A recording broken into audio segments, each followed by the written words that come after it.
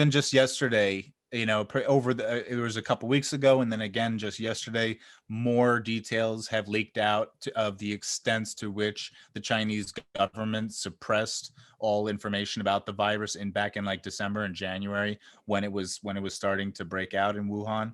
There's so many levels where even if you imagine that it came from a bat, that still nonetheless there was so many levels where China allowed it to escape to the world when they could have much more easily contained it.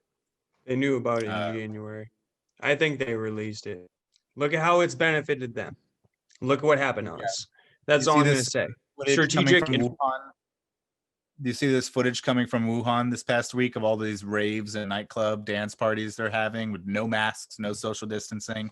yep. Meanwhile, here in Europe, they're saying, "Oh, we might have lockdowns for 2 more years, and you can't have Christmas, and can't visit your grandparents when they're dying," and all this, madness. Did you see the video Something. quality of those videos in Wuhan? All What that about him? video quality was really good of those parties in Wuhan. No matter what Yeah. we can do to salvage life in this country, we will never be like rid of the stain that this energy has created here. So now We everyone's all printed like $8 trillion in the past year. that's all happening in the You background. hear that? Yes, we're hyperinflating as we speak, but this Yeah. whole like cultural this cultural imprint that COVID was is something like, it brought that whole like I'm a hypochondriac or I'm a Munchausen or whatever. It brought that whole state of mind into a state of virtue. So now the whole country is actually seeing it as virtue to be as hyper aware and germophobic as you could possibly be. And there's no end to that energy if we don't contain it quick. The direction that we're heading, especially like with the medical dictatorship, like this whole thing that's happening where it's like, oh, well, what are you going to do? It's just like they're trying to keep us healthy. You know what I mean? And that's like everyone's excuse to even allow our Republican like senators and governors and so on and so forth to allow draconian lockdown orders and mask orders. This is like way outside the realm of constitutionality. It's out of the realm, dude. They So always need we're some. going too far. And if we don't like curtail it soon, it's going to be something we can't reverse. And now like people are worked into a culture of being scared about being near other human beings.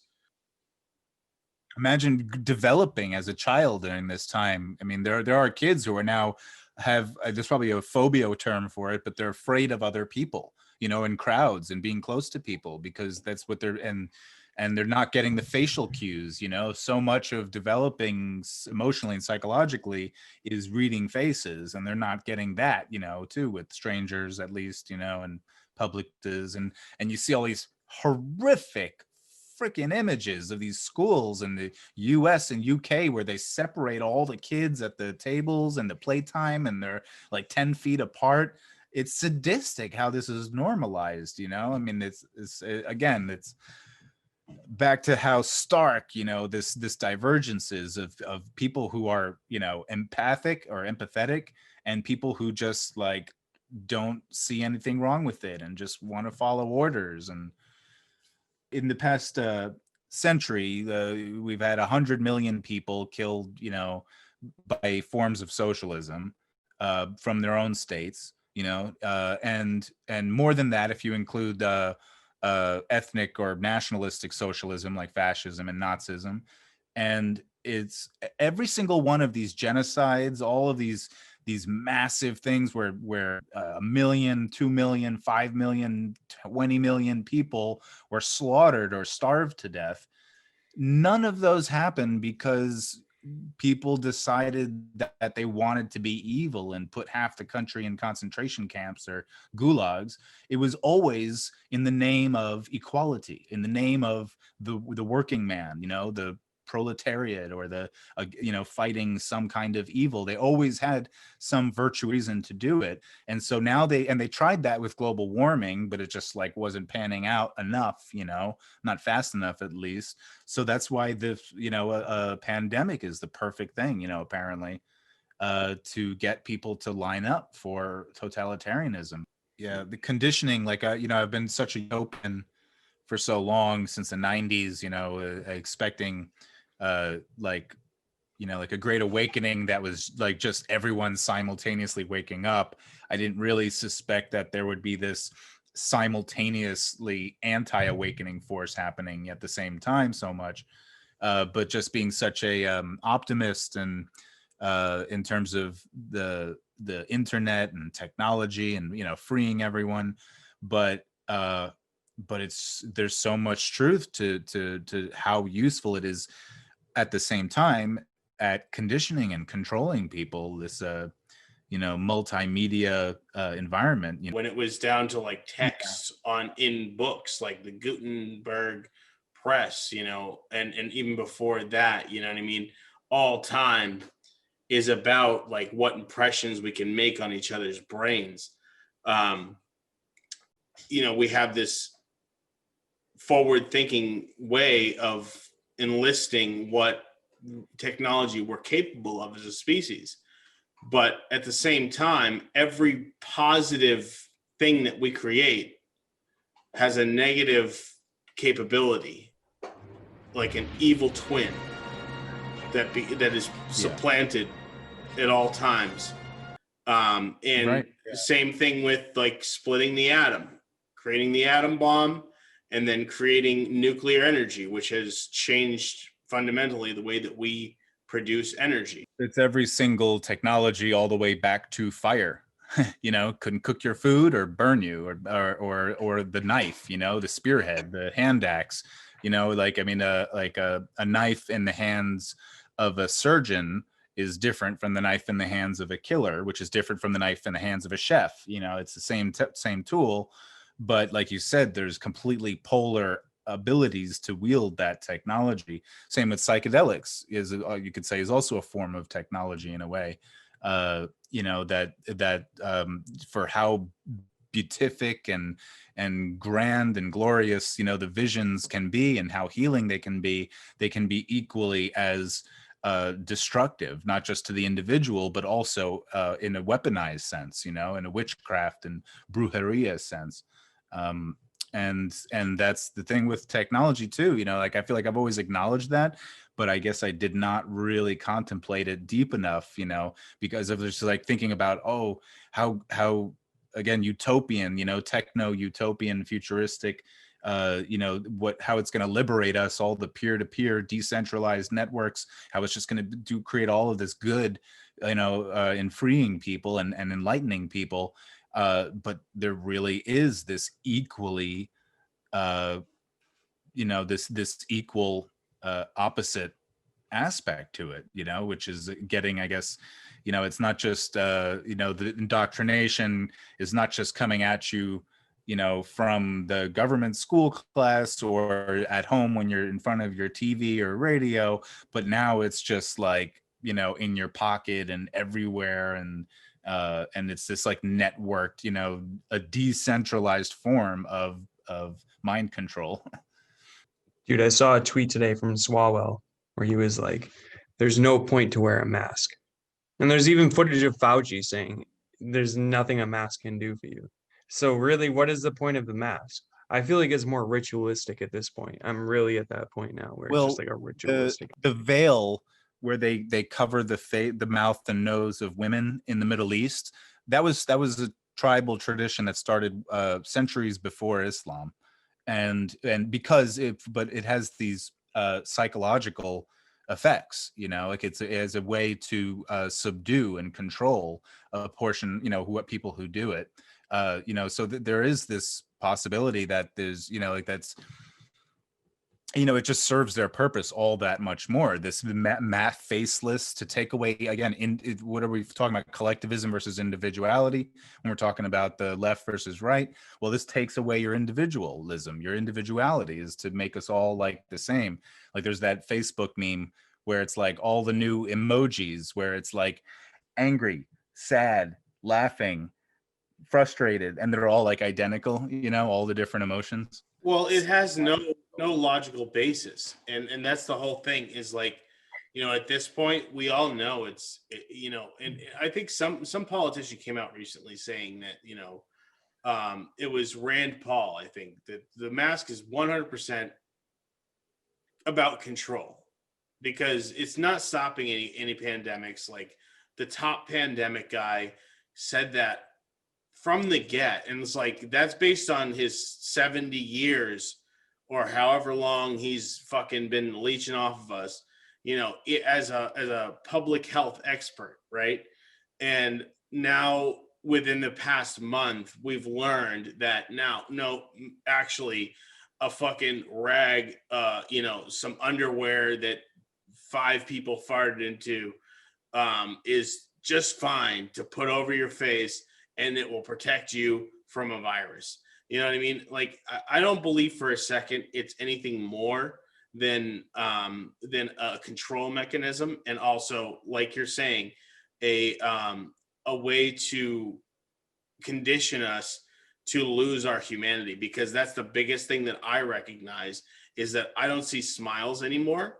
I don't get to smile at people and signal to people like I am your brother, so on and so forth. Yeah. That kind of camaraderie is now gone from civilization, because everywhere in public we go, we have to be covered. And then it plays into this whole like, oh, well, I'm going to bring in my whole like Antifa gang and everyone's all in mask. And like, remember how before it was like, oh, if you're going out representing your cause wearing a mask, you're a scumbag because you don't want your face seen. Now it's a fucking virtue to wear a mask while going and representing your cause, because you're trying to save people's lives. Trump said this. He said, at what point is the cure worse than what's happening? And it's He's been clearly saying the cure is worse than what's happening. And what Anomaly has said, and he doesn't like the fact that Trump has attached himself to this vaccine, and I don't either. Sure. I don't either. I think he had to almost, and this is just my opinion, he had to almost attach himself with that, or else like the normies who were kind of conservative would be like, oh my God, this guy's just anti-vax, when in fact he was being completely correct the whole time. Yeah. Same reason why he had to distance himself from RFK, perhaps. If it were me, I would just fucking be like, nah, dude, like I agree with this dude. My son has fucking partial autism. Like I'm like 100% about checking out these fucking vaccine people, and they're making all this money and shit. And like, what's the deal? But at the same time, this guy has a lot more people behind him that understand strategy and political posturing than I would, or than Anomaly would. And so perhaps there's something bigger happening. And, that's the big question that's been asked is, to what extent is that cowardice, and to what extent is that strategy? And I think that the next few days, next few weeks is going to kind of elucidate that a bit more for us. I will not be taking any vaccines. Like there will be no COVID-19 vaccine injected into my body. Like that is a firm belief of mine. It is my body and my choice. It's an RNA vaccine. And they're now telling people that if you get the vaccine, you can still get it. You're just less likely to get it. Yeah. What the fuck does that mean? Why is this mandatory then? In a 99% survival rate. I just don't get it. It doesn't make sense. I'm sorry. And that's the camp I'm in. Here in Massachusetts, we just legalized abortion up to like 9 months. And if that's going to be the case, and there's my body, my choice in that arena, which is like way like that's some serious my body, my choice shit. You know what I mean? That's like freebasing it. You know what I mean? And if that's the case, then I am definitely not going to be forced into a fucking vaccine. But the way that they're going to put it is all going to be corporate. Like, you can't go into this store, you can't go into that store. You have to have a vaccine certificate to do this and that. Airline. You can't ride this airline. You can't use this credit card. Yeah. Right. That's the way it's going to happen. And now, like, the government is outsourcing its directives. The thing that so from the beginning, I always suspected that it was came from their coronavirus research labs, that it was engineered, that they have been doing these what's it called, proof of function or whatever, studies on it. But I was often skeptical about whether it was intentionally released, like that, whether it just escaped, as a virus can easily do. But the thing that, in more recently though, when I think back, the thing that really makes me more suspicious that this was a plot, that it was intentionally released, was all those videos coming from Wuhan and China of people collapsing on the street and convulsing and foaming at the mouth and all this shit that were all coming out of China to scare people, because it's like, then I can rationalize it. At first I was like, well, if they're going to release something, why wouldn't they release a real deadly one or something? But well, it makes sense. Maybe they don't want to kill a quarter of the population, but if they do, it needs to be real, real enough. But how can they gin up all the fear, and everything? And that, so that was never explained. All those videos, those staged videos, we know now, obviously that's not what the virus does. They were staged, but why? Why at that time? So that's why it really does make me lend more credence to the idea. You're hitting the nail on the head, dude. That's what I thought. They literally had people convulsing on the street, passing out. Yeah. With all great videography on them. That doesn't happen. Sending, China blocked travel in to their country, even though they were infected, but they were sending flights out constantly. They have this whole thing in northern Italy where there's all this Chinese exchange workers program, and so they just continued sending flights and flights of Chinese people straight from Wuhan to Italy, which is where then the next epicenter broke. When Nancy Pelosi, when this whole thing was breaking out, and she did the Chinatown tour, that was hilarious. And Trump shut down the border with China, and everyone was calling him racist.